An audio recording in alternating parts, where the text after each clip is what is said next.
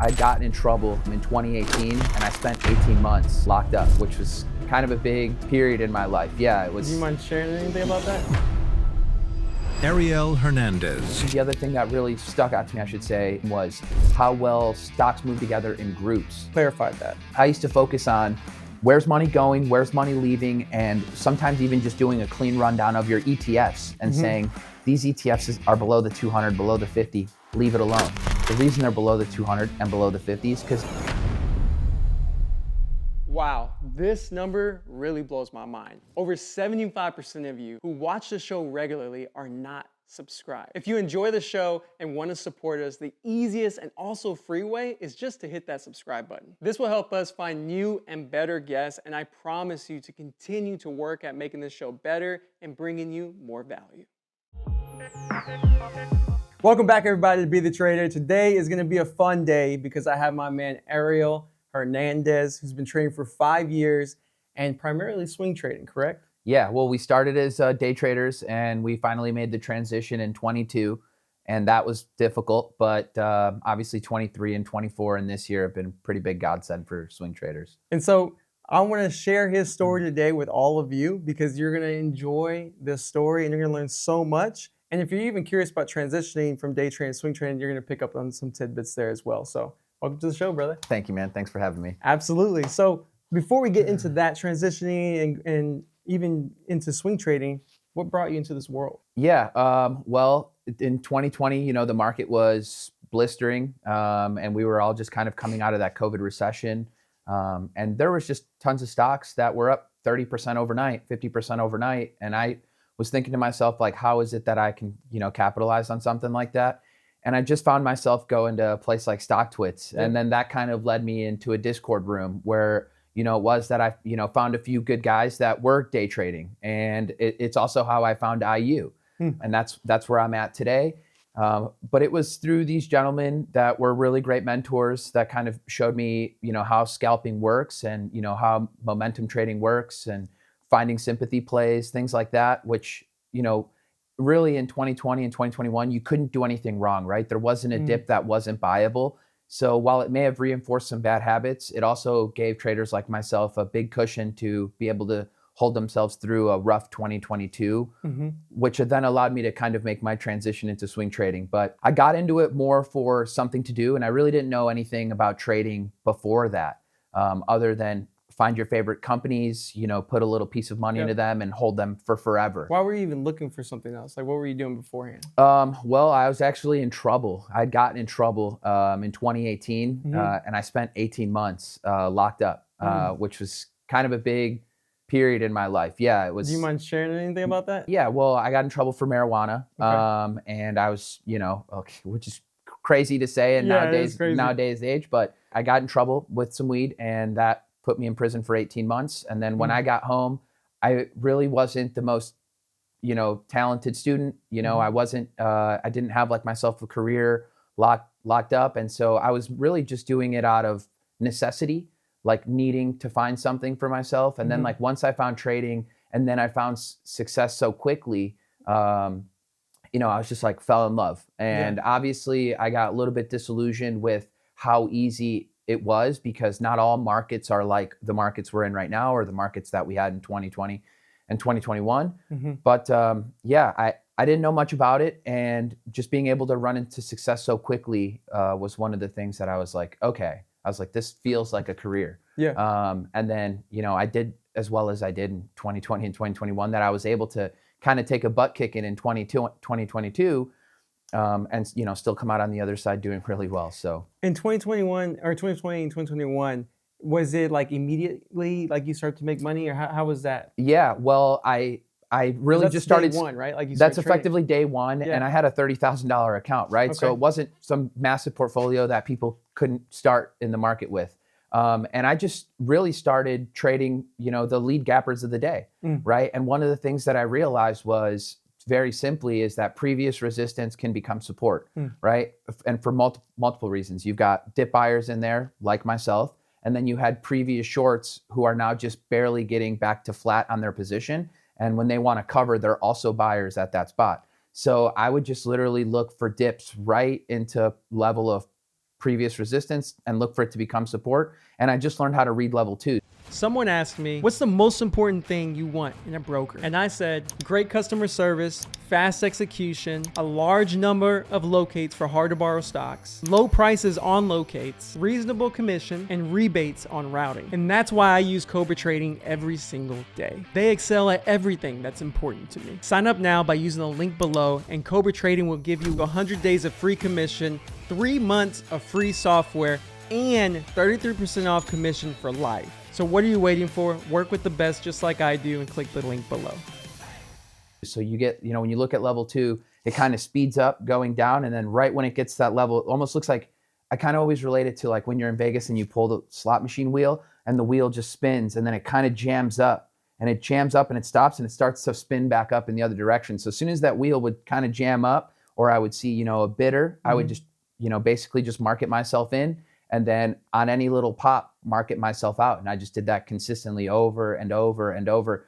And again, in 2020 and 2021, there was no dip that wasn't good. And then the other thing. You're taking quickly as in like in the same bar, like 2 minute, 5 minutes? 1 minute, like 2 minute. Moves? I mean, sometimes just getting a 10-cent move, but you would have 5,000 shares on there. That's a $500 gain. Yep. And just figuring out a way to do that 4, 5, 6, 10 times in a day. Yep. And then the other thing that really struck out to me, or really stuck out to me, I should say, in that time was how well stocks move together in groups.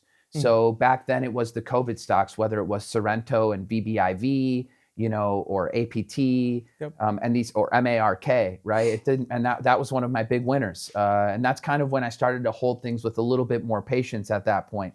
But just, looking at stocks, how they moved in groups. And when it was, Tesla making a big move, it wasn't just Tesla. It was Solo and KNDI and Workhorse and Nikola and Lee and XPEV, and the names go on and on and on. And the stock does a really good job of moving in sectors and groups. And so just like finding your lead runner and then just playing stocks off of that lead runner. Did you kind of pick that up before you found Discord rooms and stuff like that, as you mentioned? No, I actually learned that from, God bless him, Cam the Man. And some people may know him in the trading community. Oh, yeah.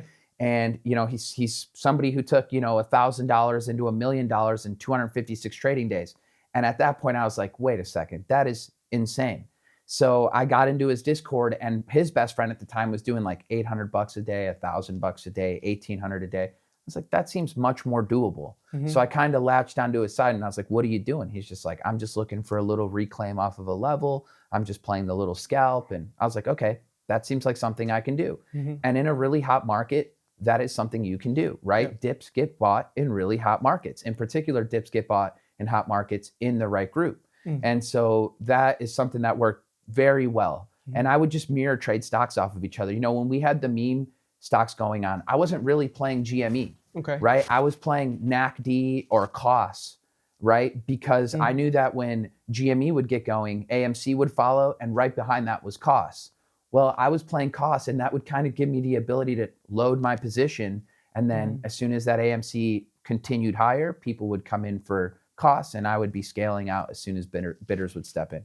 So I was just scalping like crazy. Yeah. And then, once I started to study other traders like the Dan Zangers and the Mark Minervinis of the world, I knew that, what would be more scalable in time would be swing trading. And then that's kind of what attracted me to the swing side of the market. And you said in 2022 is when you kind of got hit, right? The end of 2022. So I got started, I told myself, I'm going to be a full-time swing trader in 22. But that's because something happened. Well, yeah, I actually got the boot from TD Ameritrade for being a scalper. I took so many trades, they called it toxic order flow, is what my rep told me basically. And that was because I was taking so many orders, and I don't really recommend anybody doing this, but when I was trading costs, and TD Ameritrade offers and still do what's called midpoint order fills, right? So if you've got your bid and you've got your ask and that spread is 8 cents, and I take a market fill, they fill me right in the middle. Right. Is that what it's called? Okay, it's called a midpoint fill. Okay. So if it's a $10 bid and it's a 10.08 spread and you market fill, they're going to give you a 10.39 or a 10.45 or whatever, but you're right in the middle. And if I market sell out, they'll market sell me 10.04. So I've lost nothing. But when you take that over to like a Trade Zero, for instance, who doesn't offer midpoint fills, if I market buy, they fill me 10.08. And then if I, within 30 seconds, market sell, they fill me at 10. So if I just took 1,000 shares, I just lost $80, right? But with TD Ameritrade, you lose nothing, maybe $5, maybe 10, very little in comparison. So one of the things that I used to do is I would just market fill, market fill, market fill, market fill. Price wasn't really moving. They were giving me that midpoint fill. The ask for price to go higher, the ask needs to get taken out. So what I would do is, I'd build my position, 10, 20,000 shares, and then I would start to buy the ask myself with already a 10.04. And then I would start taking 10.10, 10.11, 10.12, 10.13. Now my average is like a 10.07. And then the bidders would start to fill it in. So as soon as the bidders got to 10.06, right, the market fill would be 10.10, 10.11, 10.12. Well, if you have even 30,000 shares and now call it something on cost, you're moving 50 cents, $1, right, in 2-3 minutes. So it's like when you got 20,000 shares and you're up $20,000, $30,000 in a couple minutes, right? I was starting to market sell right away, even on 50-cent moves, 20-cent moves. And I was doing the same thing when like TCAT was flying. I was trading DLPN. When LEDS was flying, I was trading MOSI and WISA. And it's effectively the sympathy play. Like everybody is onto the lead runner, but human psychology is always which one's next, right? And traders always do that. Like even when, HKD went crazy from dollars to 2,000, right? AMTD was the one that went from $2 to $12 the next day, right? From after hours to pre-market. Well, I'm curious though, on when you were saying about you'd buy on the midpoints, and so you would, I'm guessing you have another account to buy. No, like, I would so buy. I would buy. I would buy the same account. Yeah, I would buy literally right with TD Ameritrade. So they would offer you the midpoint fill. So if the bid's 10 and the ask is 10.08, and I'm just market buying, and just literally getting the 10.04 fill, then I would literally click buy the ask, buy the ask, buy the ask, buy the ask, and I would start to buy the ask, effectively forcing price higher. Well, people would see that, feel a little bit of FOMO, right? Even though I'm only buying an eighth of my position, right? I just put on 20,000 market shares, and then now I'm maybe putting on another 8 or 10,000 on the ask, right? So my average goes up, but not by a bunch. Not by much, but then all of a sudden, bidders start to fill that in because people want to get filled on the bid side, right? You essentially became a market maker.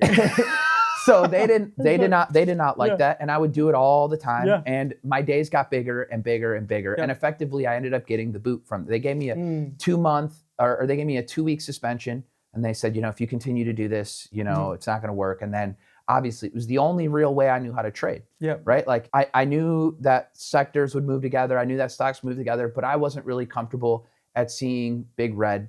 I wasn't really comfortable at holding things overnight. I like to go home and cash every night. And when I'm making more every single day, and it started off as making $1,000 a day or $500 a day, and really by the end of year one, I was able to take that $30,000 into over $1 million, and then that's kind of when they were like, all right, you're done here. So all right, buddy. Yeah, it's time to go. And again, it sucked, right? Because when I got to a place like Trade Zero and I realized like they're not offering me those same midpoint fills, I didn't go hunting for a new broker, right? I just went hunting for a new way to trade. And then that's when I started to study that, like who's had 20 years of longevity, who's had a decade long of longevity, whether it be someone like Nate from IU on the short side, whether it be someone like Pradeep or Christian Kulamagi or Mark Minervini, Dan Zanger, Pat Walker, Gil Moran, like all these guys.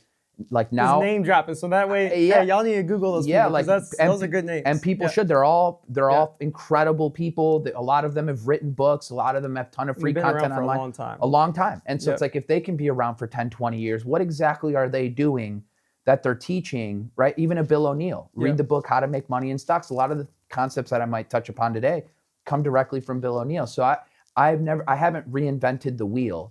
I just have kind of taken parts of the best parts of what they were doing and kind of put it into what's made me comfortable and what works for me. And that's what I would tell anybody to do, right? Is like study the people who have had a decade plus of success in the market, 20 years of success in the market, study what it is that they did and the environment in which they did it in, and the concepts that they talk about, and apply it to your own trading and see what makes you most comfortable. So was it like, okay, I'm gonna find a new way to trade immediately? It was swing trading, or were you trying some other day trading styles, or what happened? I was trying to day trade still Yep. when I was at Trade Zero. But then I quickly learned that, I was just getting my butt kicked. And Yep. I was like, okay, this isn't really going to work too well because they're not offering me those fills. So when I'm wrong, my losses are even a little bit bigger than what I thought, right? In order for me to, if I messed with my average buying that ask, even if I was buying the ask, it was effectively the same as buying the market because they're giving me the ask price. They don't offer the midpoint fill. Yep. So right away, I knew that it wasn't a strategy that I was going to be able to take with me. Yep. And then that's when I would do deep dives on a Dan Zanger, and I started to realize the market only has so many good periods a year. And then I started to learn from Mark Minervini, use progressive exposure. So if you have a portfolio that's all cash right now, and I do a really good job of scanning the market, so figuring out where's money going, Yes. where's money leaving, right? And for some periods, it might be cybersecurity stocks, semiconductors, energy names, software names, crypto names. And then through my own scanning, I would say, this looks like a constructive bullish setup. And then I keep scanning, and here's another constructive bullish setup and another one. And then I say to myself, well, what group are these in? Okay, these are all crypto names, right? And then I started to realize going into, for instance, 2022, I was talking to some people at dinner yesterday, and it was like the most eye-opening thing for me because going into January 3rd of 2022, and this is something that everybody should look at. You just go ahead and look at a chart of the XLE, which is the energy ETF, and then you look at COP, you look at DVN, you look at CVX, you look at XOM, you look at Oxy, right? You look at all these names, FANG is another one, and they look effectively identical, right? For the 2 months leading up to January 3rd of 2022. And I had an alert set on the XLE going into that day just from doing my own scanning process, and it triggers. So I buy the XLE, I buy the ERX, which is the double leveraged, and that was it, right? But then a few days later, I was like, okay, these are really working well. These energy names look good. I'm going to start to position myself in these energy names. Little did I know that they're very choppy to hold in particular commodities. So really that kind of had me evolve and learning about pullbacks into moving averages. But that's a whole nother, a whole nother can of worms. But I used to focus on where's money going, where's money leaving, and sometimes even just doing a clean rundown of your ETFs and saying these ETFs are below the 200, below the 50, leave it alone. The reason they're below the 200 and below the 50 is because institutions aren't buying them. So really trying to align myself with what it was institutions were doing. And that's exactly what a Bill O'Neill would teach you. It's exactly what a Mark Minervini would teach you. Is this still like a big part of your process currently? Absolutely. It is? Yeah. Okay. Well, because, even any trader will tell you, buying begets buying, right? So when a particular stock is strong, and we can just think about current examples, when you look at the quantum stocks, first you had this IONQ, right? And it started at 9. And by the time it got to 16, 17, 18, it doubled with huge volume, right? That's not your Aunt Susie buying. That's like an institution or, a couple of trade desks getting long in the thing and accumulating big shares. And then all of a sudden traders start to go, well, what's next? Okay, here comes RGTI, and it goes from $1 to 20, right? Here comes QUBT going from $1 to 27. Here comes QBTS going from $1 to 10. And for someone who's watching this now and they're brand new, do you feel like this is good for both sides of the spectrum in terms of small caps, large caps, mid caps? It does work for small, mid, large caps, but the thing that will go first with the longest duration will always be large caps, and they're large caps for a reason. They've got good fundamentals.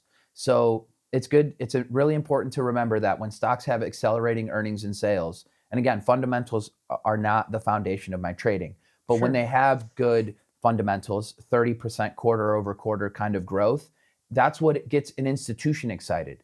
That's what lets them say, I need to build a position in this thing over the next few quarters, right? And a stock, any earnings winner, whether it be Abercrombie that we just talked about, has a really nice gap up on earnings, right? You buy that 5-minute opening range break, and then it goes for 6 quarters, 18 months, right? Effectively not closing below the 50-day for 6 quarters. Imagine how simple it would be to just get a really nice cushion 10 days into your trade and just say, hey, if it doesn't close below the 10 or the 20, I'm going to leave it alone. A month and a half later, it's, now you're like, wow, the 50 is well above my average. I'm just going to trail on the 50, and it not closing below the 50 for 6 months, 6 quarters, 18 months, right? And that's really what an earnings winner will do for you, whether it be an Nvidia or a Costco Yeah. or a what They can have go you. for a They long can period. go for a super long period of time. And then, inversely, like today, you get a name like Walmart beaten up on earnings, or a Deckers or a NOW. When they get beaten up on earnings, get a big gap down, and then just this kind of vicious volume, that vicious volume is not because of some intraday traders. It's because institutions are unloading their position. A bunch of elephants are trying to squeeze through a little keyhole, Yeah. right? And then, then that's the kind of the action that you get. That makes me think of this next question of, do you apply this to, do you short swing? I do, yeah. Large caps, mid caps? If they're below their 200, that's when I really prefer to short swing them. Or unless something's going parabolic, I'm like, no real sustained earnings, right? Or like some fantasy kind of stocks, right? If you don't have really good earnings and sales, and then you start to get like historically extended. So one of the things that I like to use for my own trim rules on a stock that's really strong is, if a stock moves, and I've talked about this before, if a stock moves, call it 4% per day, it's his ADR. Okay. Right. So when a stock is now 28% above its 50-day, right, I would say that is 7 times its ADR from the 50-day. Right. So at that point, I know I'm supposed to be trimming my position. Every ADR above 7, I trim some more. 9, I trim some more. 10 times above its, I trim some more. Once you start to get to like 10, 11, 12, 13 times, I'm looking for the first red day. Right. And that's something that'll just open up, fail its opening print, and then maybe lose VWAP and stay heavy all day. Yep. And then I'm looking to short that, and it could be for a move back into one of its ascending moving averages. But if you really want to swing something to the short side, you swing something below the 200, and then that's how you might end up in a solar stock like Sedge or EMPH. I was short, and I didn't hold it all the way, but I was short, Sedge at 313, and it was just at last month $13. Right. So it took a year and a half to play out, but effectively throughout the strongest bull market that we've had, it's just been dying. Right. And that's because other alternative energy names, whether it be nuclear, in particular nuclear, have been doing so well. And oh yeah, they have been. And by the way, that's like, when you think about it, like the reason that Oklo or NNE or SMR, we love Oklo. The reason that it does so well, it's not because just Oklo ran by itself. You actually have to go one step higher and go, well, what's the real one that institutions were buying first? That's your GEV, that's your VST, that's CEG, right? So GEV from IPO was a spinoff of GE, so GE Vernova, it doubled effectively. And then it goes sideways for 7 months, so it consolidates, and then it breaks out again. Now, it had a kind of a nasty little breakdown with the DeepSeek thing that happened in the market, but that's effectively how bullish charts move. They go up, they go sideways, they go up, they go sideways, they go up. A crappy chart goes up and then kind of Christmas tree patterns all the way back to where it started. And that is more prone to happen in stocks with, no earnings and sales, and no catalyst. Yeah, no catalyst. And really in a weaker market, right? They'll kind of round trip those gains. But in a strong market with a strong theme, they can go for a year. They really can. Look 2 years. Look at what was it? T-Mobile. TMUS. And it's not just T-Mobile. It's also, I think it was like AT&T was another one that was doing well. T-Mobile's all these communication services companies were doing really well. Again, Spotify fits into that group. But look at Spotify. Again, it's not a cell phone company, but like look at how strong these, some of these communication services have done recently. So, and that's like a really good thing to look at, is like break down the market into like its industry groups. And then that kind of, if I understand correctly about that, because I'm sure people are thinking in their heads while watching this something similar, is it, just to make sure it's clear, it's more of, find hot sectors, find what, whatever group is moving, right? And then keep an eye on that group, but also maybe instead of buying one of the individual stocks right away, maybe buy the sector. Yeah, you can buy the ETF, in particular with biotechs, right? Because they're so prone to offerings. They need a lot of capital to, do their drug trials and stuff like that. So if they don't have like a big cash runway, and they're not Eli Lilly, or they're not like Novartis, or if they're not one of the big players. That's more specific towards the biotech for the ETFs part. Yeah, companies. Gotcha. So I'm glad I clarified that. It works too. For instance, like if you like or commodities. Yeah, they're so choppy. And you really, the reason that you do it with, in particular, biotechs, and you would buy I would prefer like a double leveraged biotech ETF, so like a LabU, for instance. And the reason is because if you buy a biotech company and then they do an offering, right? but the company only has a 2% weighting to the entire ETF. If the rest of the stocks have a really great day Then you're fine. tomorrow, your ETF's totally fine. Yeah. In fact, it'll be green. And then this other stock might be down 18, 20, 30%. Yep. And that's not something that, and I've gotten caught in that way too many times to realize like, okay, you know, there are certain things that I would rather be in on the ETF with. But in reality, I'm also trying to get in stocks before they start to quote unquote break out. So I don't want to watch the breakout happen and then say to myself, oh, I'm going to buy the pullback. Because just like we talked about, if it really pulls back to where it broke out from, is it really as strong as you thought it was? The best stocks but even those trend too, though. They absolutely they trend like, and then there's a reason why they're breaking out, right? Absolutely. And if there's a catalyst behind, well, I'm biased. You know? No, and I trade that way. So no, and I think it's totally fine. Yeah. And that dip is normally just like we talked about when I was day trading. Consolidating, boom. Yeah, and if it pulls back to that breakout spot, a lot of the shorts that were shorting against that breakout spot, you know, it breaks out, they get stubborn, and they're praying for that retest. When that retest comes, that's where they're covering because now they're break even on their trade. Yep. Right? And then that's where you're coming in and saying, I'm going to buy that dip. Yep. But the reality is that oftentimes you get to just watch stocks go without you because you're waiting for that pullback that may never come in a really strong market. Yep. And then again, there's caveats to that too. Like if you see a stock break out, but you realize like the market's pulling back today, I don't just buy that opening range break. I don't just go for the 5-minute ORB. What I'll do instead is, and I've been doing it more so lately, is I'll use what's called a delayed setup or a high volume close setup, which again, I learned from another trader. Okay. Right. And it's just let the first day play out, draw a horizontal line right at the close, the closing price of that high volume close, because it's you get an earnings gap up. Typically that day's got a ton of volume. Just draw a horizontal line right at that close. And even something like on Palantir, you get the big gap up into the hundreds, and then you get like a really small red day the second day. And then on the third day, you get that push over $103 and change. And that was the close on Palantir of the high volume bar. So it's like, then you watch a move go from 103 up to 120 something before an absolutely catastrophic day yesterday. But again, with swing traders, you sell some into that strength, 3 to 5 days of momentum, sell some into that strength, and then just trail it on an ascending 10. The reason that I would start to tighten up my leash on something like Palantir is because it's already been on such a long run. It's what you would call a late stage base, right? Or a late stage breakout, right? This isn't like buying Palantir at 25 or 40 or 60 even, right? Now you're trying to buy it in the hundreds, 40, 50% higher. 80% higher. That's a late stage breakout. So kind of visually looking at that on the chart, you're like, okay, wow, this thing was once at 10 just a year and a half ago. Exactly. Yeah, it's like a straight line.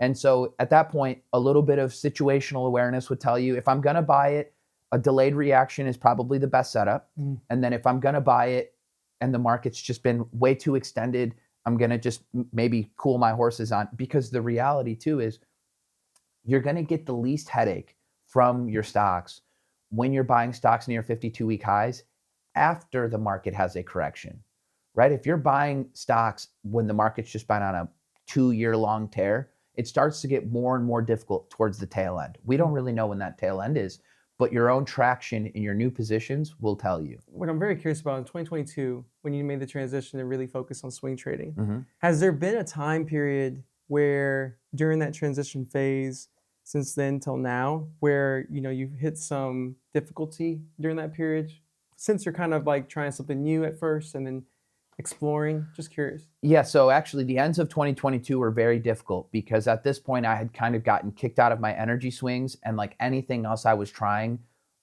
was not working, right? I was buying breakout in steel names and like buying a breakout in NUE, and it's up 8% on the day for a slow mega cap. And then the next day it's round tripping the whole thing. And I just kept getting stopped out left and right. But then towards the end of the year, that's when you had these mega caps like Netflix, Meta, Nvidia, they had all bottomed already. And, markets tend to bottom on the worst news possible, and they tend to top on the best news possible. So once I had learned that, and once I started to see that like an Nvidia got back over its 200 day, and I actually bought it at $167, basically just underneath its 200, but it had made a nice move off of the lows, consolidated just for a few days, and then it gave me a tight enough entry to say, over prior day's highs, I'm going to be a buyer. I bought it, and 2 days later, it's over the 200, and it never turned around. My mistake is that I hadn't gotten any traction in 2022, that when Nvidia got to 230, I was like, okay, this is plenty. And I got out. Lo and behold, had I just held it with patience, right? It's a 10 bagger basically.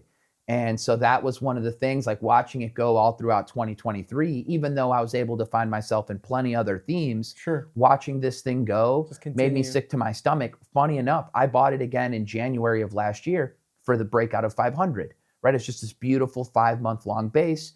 And again, it wasn't just Nvidia. At the time, you had AMD working, Right. you had AVGO working, you had even The entire sector was on fire. SMCI Yeah. broke out of its big 5-month base and went from 360 to 1,000. So that's one of the things that we talked about. It's like, I'm seeing this big base in Nvidia. I buy the breakout 5 days later. I've got tons of traction.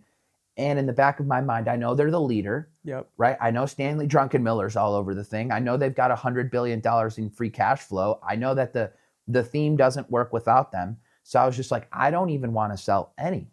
So I was just like, I'm just going to trail. And it wasn't until $900 that I'm starting to lighten on the position. And it still went up to, 1,500, right? After the split. So it's like, it was one of those things that, like, even if the chart is 200% higher, if it has a really proper setup, you still buy it, because at the end of the day, it's just your risk per trade. So if I buy a breakout and it works for a few months and then it consolidates again and gives me another low risk spot, another low risk breakout area, an earnings gap up, and I can buy that, I buy it as a whole new trade. I disregard the shares that I had from earlier. Look, man, I already know that I'm gonna have so many people hate that I'm about to wrap this up, because I know people are gonna be like, no, we gotta ask more questions, because I want to ask so many more off of that. But I also want to ask you this before we start to wrap this up. What do you feel would be the easiest way for someone who has a full-time job right now to just at least get started?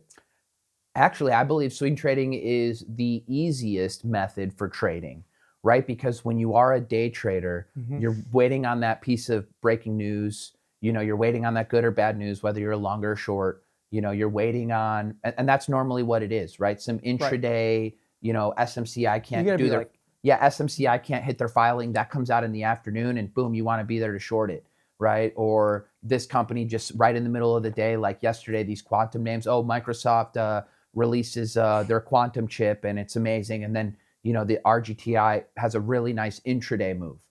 And if that's all you're playing, great. But the reality is, if you're a swing trader, the easiest thing you can do is just to make sure that when you go home from work at night, scan the market, right? Build a scanner that gives you the strongest stocks over the last 90 days, right? The stocks that are outperforming the market over the last 90 days. And in particular, when the market goes into any kind of a pullback, 4%, 5%, 8%, really be diligent about it, because those are the cream of the crop's going to float to the top, right? The best stocks that are outperforming the market while the market's going down are your potential future leaders. And there's a reason that they're outperforming the market, or they're at 52-week highs. It's because institutions aren't letting them go down, and they're accumulating them. And if you start to catch a theme, I've just scanned 100 charts and 30 of them are energy, right? 30% out of 100. By the way, there's 197 industry groups. So if 30% fall into one category, crypto, energy, gold miners, software stocks, There's how many? 197 industry groups. Okay. And so when you're scanning and you look at, just call it 100 of the most liquid names that are, outperforming the market on a 90-day basis, you now start to get a painted picture of where's money going, where's money leaving, and then just look for a clean technical chart pattern, something where you can just draw. I don't really love like a sloping trend line. I like a horizontal trend line, or just a chart that's going sideways and then gives you like an inside day, a tight day, something resting against the 10 or the 20-day moving average, and set an alert over prior day high.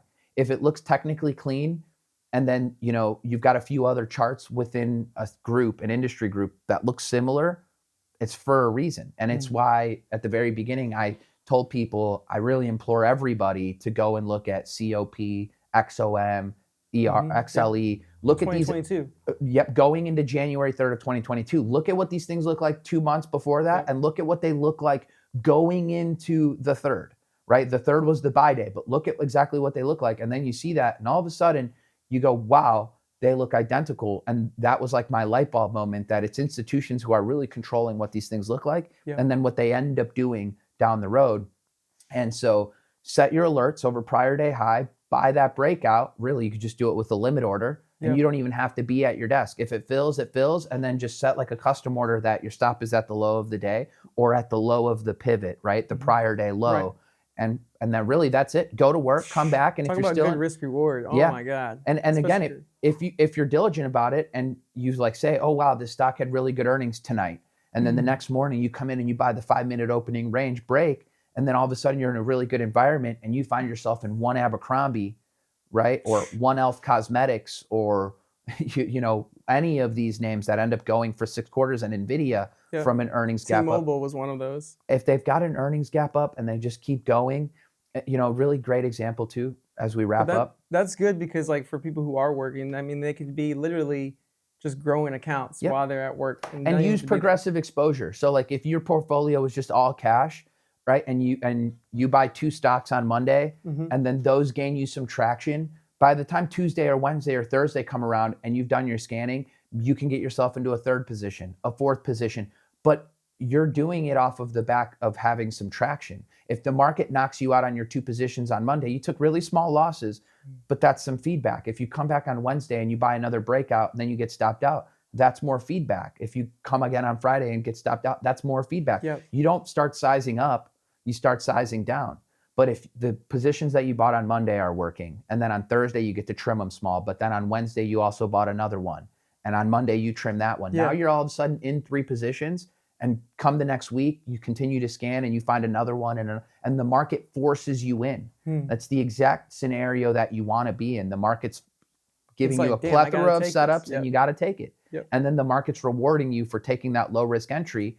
And then it either works or it doesn't. But if you're wrong, it's very small. If you're right, you can be in a huge winner. Well, look, Ariel, man, I know people are going to be like, where can I learn more about you? Yeah. So could you take a minute to let them know? Yeah. I am an IU. People can also find me on Twitter, Real Simple Ariel. And that's pretty much it. And I'm always good about, you know, getting back to people if they reach out. So. All right, brother. Well, look, man, I had a huge pleasure to have you on the show, man. It was awesome. And I know people are taking notes, so make sure to share this with another trader friend, especially if someone's working, because he just gave a great example of what you should be looking at and having a full-time job. So thanks again, brother. I appreciate you. Thank you for finishing today's episode. If you're watching on YouTube, please leave a comment below of one of the takeaways that you are going to implement into your own trading. And if you happen to be listening on a podcast platform, go ahead and leave us a review and let us know what you enjoy about today's episode, because that does go a long way in helping us continue to grow. Again, thank you from the bottom of my heart, and I look forward to seeing you on the next episode.